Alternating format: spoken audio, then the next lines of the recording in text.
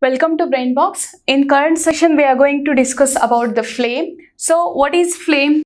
See, a flame is a vapors which are raised whenever any substance undergoes combustion, right? Now, there are many fuels which will burn or which will undergo combustion, but every fuel or every combustion does not lead to the flame. So, only few one which will lead to the flame. So, what are the substances or fuels which can give flame means those substances which can evaporate during burning only will result in flame. In the sense, we can take the example of a candle, right? See, whenever a candle is burning, almost it always gives a flame, right? So this is the structure of a candle where we can see the flame, right? And the structure of a flame we need to understand. So for that, we have divided the flame structure into three different zones. Right? So what are the three different zones here? See, the first zone is the outermost zone and it is this, right? So the outermost zone here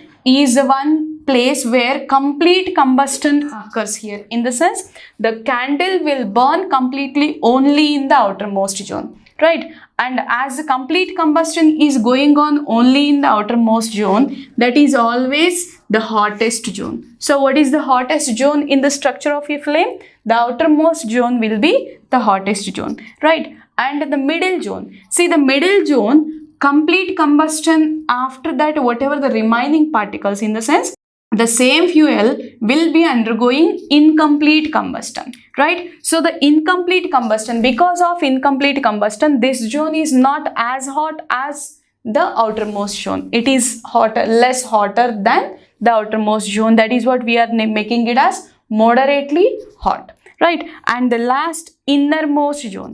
And here there is no combustion occur.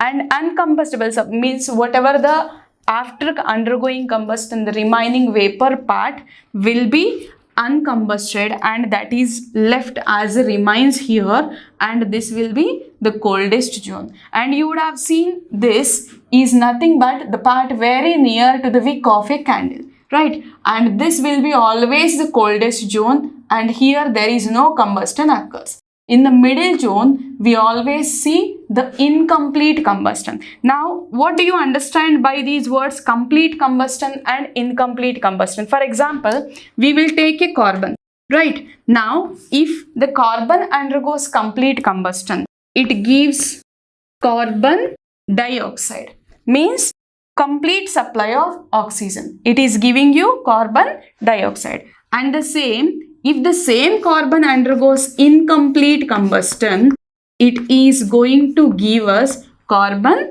monoxide. So what is the difference between complete combustion and incomplete combustion? If excess of oxygen is taken out during burning, then the given substance undergoes complete combustion. But if insufficient oxygen is consumed, then we are going to call it as incomplete combustion, and during incomplete combustion the substance will be the flame will be moderately hot. And finally, the innermost zone is always the coldest zone in the flame structure. So this is the overall structure of a flame. Have a look.